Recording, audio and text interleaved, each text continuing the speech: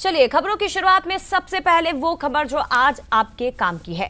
दरअसल आज देश भर में दवा की दुकानें बंद हैं 24 घंटे। अगले 24 घंटे देश भर में तमाम जो मेडिकल स्टोर्स हैं वो बंद रहेंगे और ऐसे में 15 लाख से ज्यादा मेडिकल स्टोर्स प्रभावित रहेंगे जो बंद रहेंगे। ड्रगिस्ट एंड केमिस्ट संगठन की यह हड़ताल मध्य प्रदेश समेत देश भर के मेडिकल स्टोर्स आज बंद रखे गए हैं। ऑनलाइन दवा बिक्री का विरोध किया जा रहा है। आरोप है कि इस तरह से छोटे दुकानदारों को खत्म किया जाएगा। तो बता दें आपको कि ई फार्मेसी के खिलाफ मध्य प्रदेश समेत देश भर में मेडिकल स्टोर्स आज बंद है। हालांकि सभी फार्मेसी श्रृंखला, हॉस्पिटल आधारित मेडिकल स्टोर और जन औषधि केंद्र आज खुले रहेंगे। तो देखिए क्यों मेडिकल स्टोर्स बंद रहेंगे, संगठन की मांगे क्या है वो भी आपको बताते हैं। दरअसल ऑनलाइन डीप डिस्काउंटिंग पर रोक की मांग की जा रही है। छोटे केमिस्ट के हितों की रक्षा की जाए, प्रतिबंधित दवाएं आसानी से उपलब्ध ना हो, डॉक्टर्स और केमिस्ट का सही रजिस्ट्रेशन हो, ये प्रमुख मांगे हैं जिसके कारण आज बंद का आह्वान किया गया है। आज तमाम जो देश भर की दवा दुकानें हैं वो बंद रहेंगी। करीब 12 से 15 लाख केमिस्ट अपनी दुकानों को आज बंद रखेंगे। तो बड़ी खबर है इस वक्त की। एक बार फिर से आपको बता दें कि ई फार्मेसी प्लेटफॉर्म्स द्वारा दवाओं की ऑनलाइन बिक्री और भारी डिस्काउंटिंग के विरोध में आज All India Organisation of Chemist and Druggist की तरफ से 24 घंटे की देशव्यापी हड़ताल का ऐलान किया गया है। हालांकि जितने भी प्राइवेट मेडिकल स्टोर हैं ये बंद रहेंगे, लेकिन जन औषधि केंद्र और सरकारी मेडिकल ये खुले रहेंगे। ये आपको राहत भरी खबर है। तो एक बार फिर से आपको बता दें कि आज देश भर के जो मेडिकल स्टोर्स हैं वो बंद रखे गए हैं। सीधे रुक करते हैं ग्वालियर से, हमारे साथ उमेश पाराशर इस वक्त लाइव जुड़ गए हैं। उमेश, मध्य प्रदेश समेत देश भर के मेडिकल स्टोर्स आज बंद, ग्वालियर में इसका असर कितना दिखाई दे रहा है?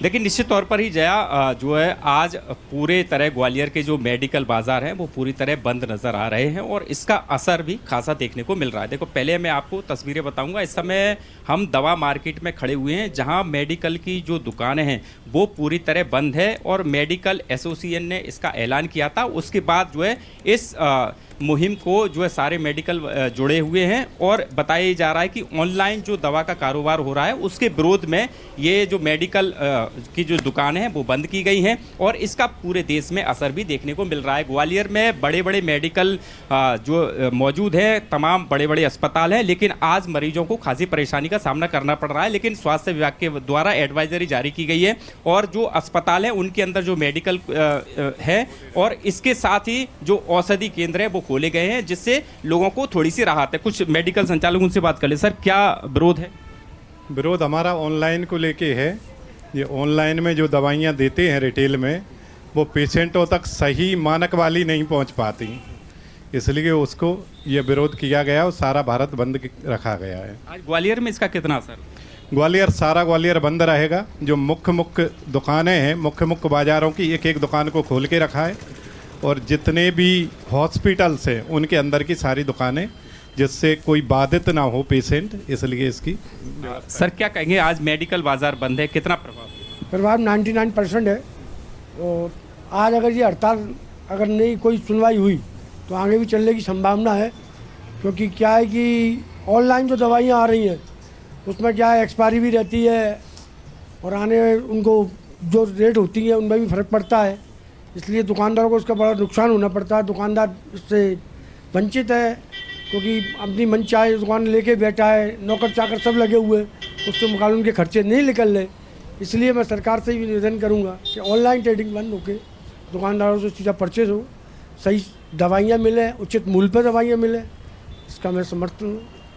तो देखिए जया, आपने मेडिकल जो संचालक है हमारे साथ मौजूद थे, उनका साफ तौर पर कहना है कि जो ऑनलाइन दवा का कारोबार हो रहा है उससे जो है मेडिकल संचालकों को तो नुकसान हो ही रहा है, साथ में जो ग्राहकों को भी उचित क्वालिटी की जो दवाएं वो नहीं मिल पा रही हैं। यही वजह इनका विरोध है। अगर सरकार ने जल्द निर्णय नहीं लिया तो आगे भी इनका आंदोलन जारी रहेगा। और जी। ग्वालियर में इसका व्यापक असर भी उमेश दिखाई दे रहा है। लेकिन बिलासपुर में क्या है हाल, सीधे रुख करते हैं। अमन पांडे हमारे साथ इस वक्त जुड़ गए हैं।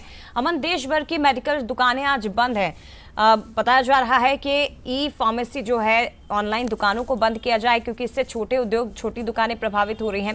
लेकिन बिलासपुर की अगर बात करें तो यहाँ पर कितना असर इसका दिखाई दे रहा है? देखिए जय, बिलासपुर में भी इसका पूरा असर देखने को मिल रहा है। जिस तरह से मेडिकल दुकान संचालकों ने बंद का आह्वान किया था, उसका पूरा असर बिलासपुर में देखने को मिल रहा है। इस वक्त हम सिम्स अस्पताल के पास मौजूद हैं और यहाँ पर बड़ी संख्या में जो मरीज हैं पूरे संभाग भर से आते हैं और इसके सामने जो दुकानें हैं वो मैं आपको दिखाना चाहूँगा कि लगातार यहाँ कतारबद्ध दवा की दुकानें हैं और सभी दुकानें जो हैं सुबह से ही बंद है। यानी कि जो मरीज हैं उनको सिर्फ सरकारी दुकानों और जो अस्पताल के अंदर जो दवाई वितरण होती है उसी पर निर्भर रहना पड़ रहा है। बाहर जितनी भी दुकानें हैं वो सभी बंद है। मैं यहाँ पर 3 दुकानें जो है वो साफ तौर पर बंद देखी जा सकती है। इसके अलावा इस पूरे लाइन में जो है दर्जनों दुकानें और सभी बंद है। मतलब कि व्यापक असर जो है दवा दुकानों के बंद होने का यहाँ पर देखने को मिल रहा है। अगर हम आंकड़ों की बात करें जया, तो पूरे बिलासपुर संभाग में हर महीने करीब 125 करोड़ की दवा का व्यवसाय होता है, जिसमें से 20 करोड़ की दवा ऑनलाइन खरीदी जाती है और इसी का जो विरोध है वो संचालक कर रहे हैं। उनका कहना है कि इससे न सिर्फ उनका व्यवसाय प्रभावित होता है बल्कि गुणवत्ता पर भी उन्होंने सवाल खड़े किए हैं। एक्सपायर्ड दवाई सप्लाई जैसे आरोप भी उन्होंने ऑनलाइन दवा वितरण कंपनियों पर लगाए हैं और इसी के साथ उन्होंने ये पूरा बंद का आह्वान किया है। अब से कुछ देर के बाद दोपहर 12 बजे के करीब जो दवा दुकान के संचालक हैं वो एक जगह इकट्ठे होकर इस पर विरोध प्रदर्शन करते हुए भी दिखाई पड़ेंगे। उनकी मांग यही है कि ऑनलाइन जो दवा वितरण कंपनियां हैं उनको नियंत्रित किया जाए या फिर उन पर कंट्रोल, एक ऐसा मैकेनिज्म बिठाया जाए जिससे दवा की जो गुणवत्ता है वो प्रभावित ना हो, खराब क्वालिटी की दवाएं उन्हें जो मरीज हैं उनको ना मिले। तो कहीं ना कहीं एक बड़ा आंदोलन है जो साफ तौर पर इसका असर बिलासपुर में व्यापक असर इसका दिखाई दे रहा है, समर्थन भी इसका दिखाई दे रहा है। हालांकि मरीजों के लिए राहत की बात यह है कि हॉस्पिटल के जो मेडिकल शॉप्स हैं या जन औषधि केंद्र हैं ये खुले रहेंगे। फिलहाल बहुत धन्यवाद आपका उमेश, और अमन आपका भी बहुत शुक्रिया।